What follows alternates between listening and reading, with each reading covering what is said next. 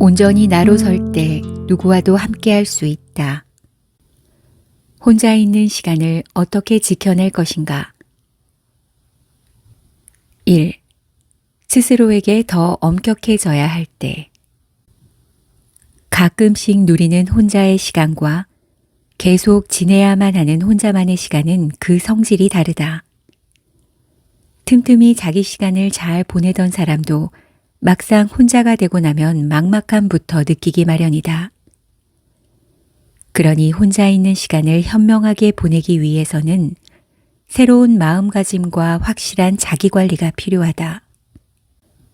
혼자만의 삶을 살아간다는 것은 결국 자신과 자신의 생활에 대한 온전한 책임을 지고 그 한계를 차츰차츰 넓혀가는 끝없는 여정일지도 모른다. 때로 우리는 혼자가 된 후에야 스스로를 돌보게 된다. 평소에는 혼자서도 잘 살 수 있다고 장담하지만 막상 현실이 되면 혼자 할 수 있는 게 많지 않다는 것을 알게 되고 처음 해보는 일마다 낯설고 잘못되지 않을까 두려움을 느낀다. 이렇게 실망스러운 자신을 바로잡기 위해서는 엄격해질 수밖에 없다. 억지로라도 자기와 약속하고 확실하게 지켜야 한다. 철저하지 못한 혼자의 삶은 규칙이 무너지는 순간 이내 엉망이 되기 쉽다. 혼자 사는 사람이 계속 늘어나는 추세다.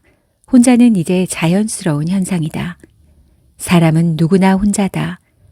그런데 이 말은 받아들이기 나름이다.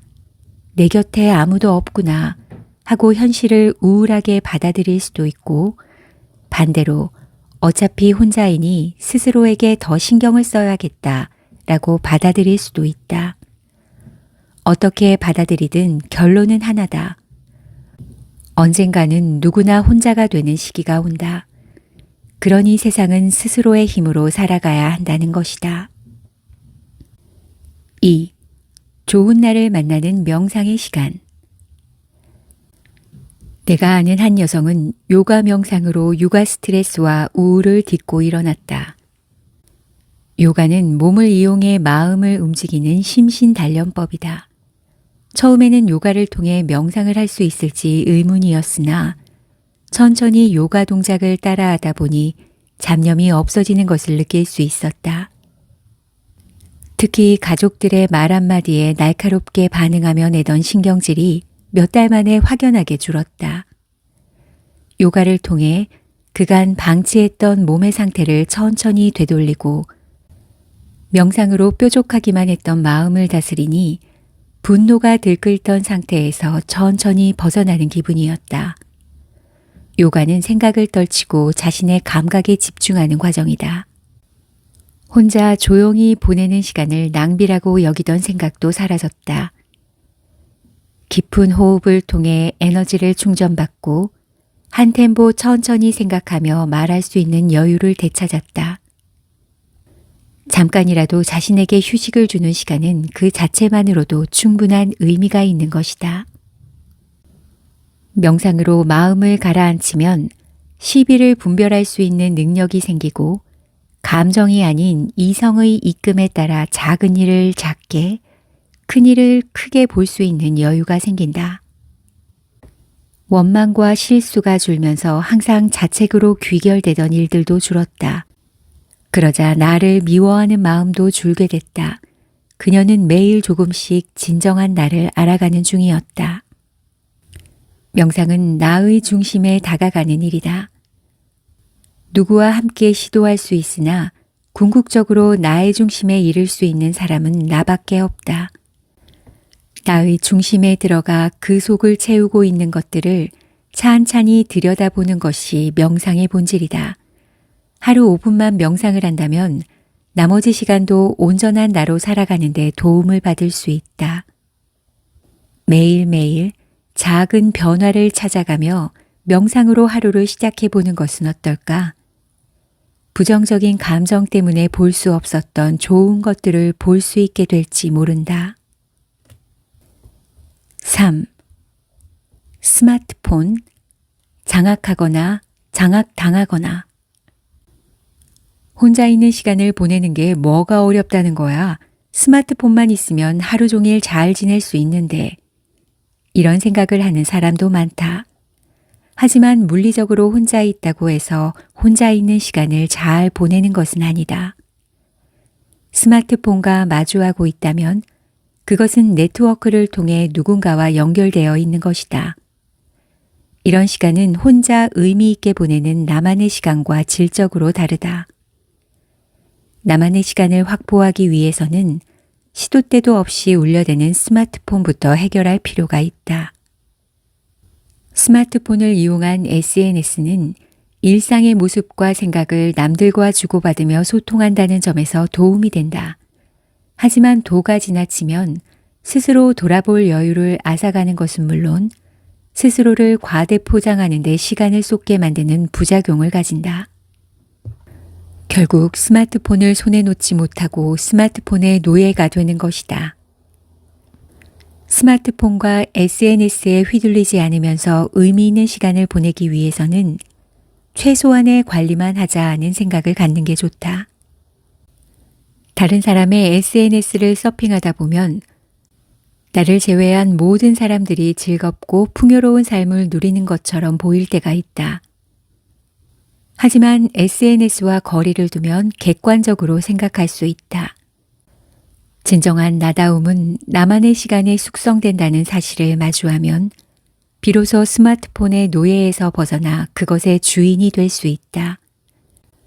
온전한 시간을 확보해야 비로소 혼자의 시간이 만족스러워진다. 그런 시간을 보내는 사람은 남다른 분위기를 가질 수밖에 없다. 독서와 사색, 취미를 통해 갈고 닦은 시간은 나 자신을 격이 다른 사람으로 만들어준다. 4. 내가 나로 살아가기 위해 극복해야 할 시간.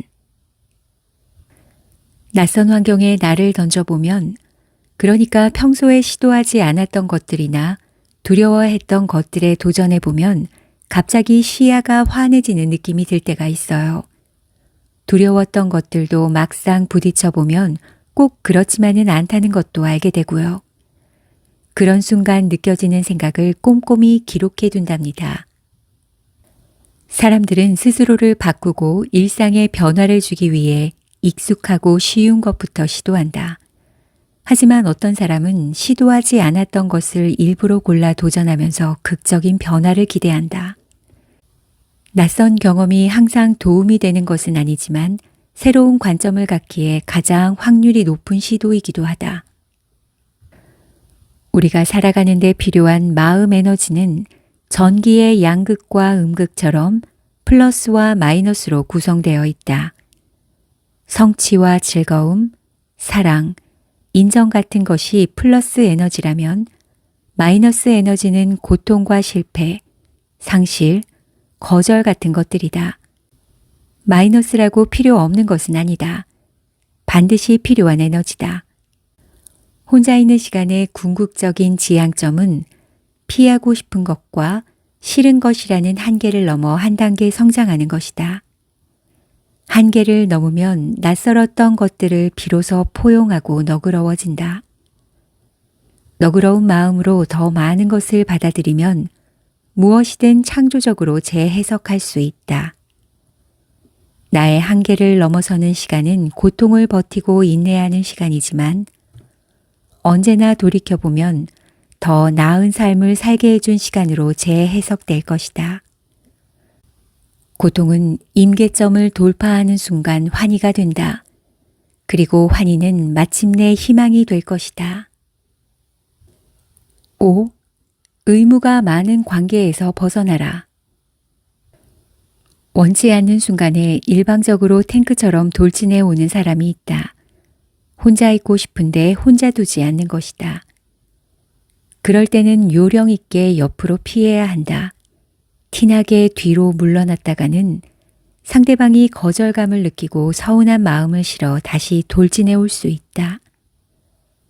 부담스러워도 참을만 하면 관계를 이어가는 게 바람직하다. 하지만 상대가 자주 도를 넘는다면 관계를 계속 이어가야 할지 고민해야 한다. 인간관계가 중요하다고들 하지만 모두와 잘 지내야 하는 것은 아니다. 때로는 관계에도 정리가 필요하다. 서로에 대한 의무가 많은 관계는 결코 바람직한 관계가 아니다. 자꾸 그런 감정이 신경 쓰인다면 나의 내면을 솔직히 들여다볼 필요도 있다. 남에게 인정받기 위해 혹은 남의 이목이 두려워 관계에 끌려다니는 건 아닌지, 만일 그렇다면 그것은 건강한 관계를 맺고 있는 게 아니다. 외적 동기에 의해 살아가는 사람들은 억압된 감정들을 회피하기 위해 끝없이 강한 자극만을 추구한다. 술이나 도박, 쇼핑, 관계 등 무언가에 빠져들고 중독된다. 안타깝게도 이들은 적정선의 만족을 모른다. 메시지가 하염없이 이어지는 이유와도 통한다. 선을 넘는 친구를 위한 최선의 배려는 역설적이게도 거리를 두는 것이다. 친구가 원하는 만큼 반응해 주는 것은 결코 그를 위한 일이 아니다. 착한 일도 아니다.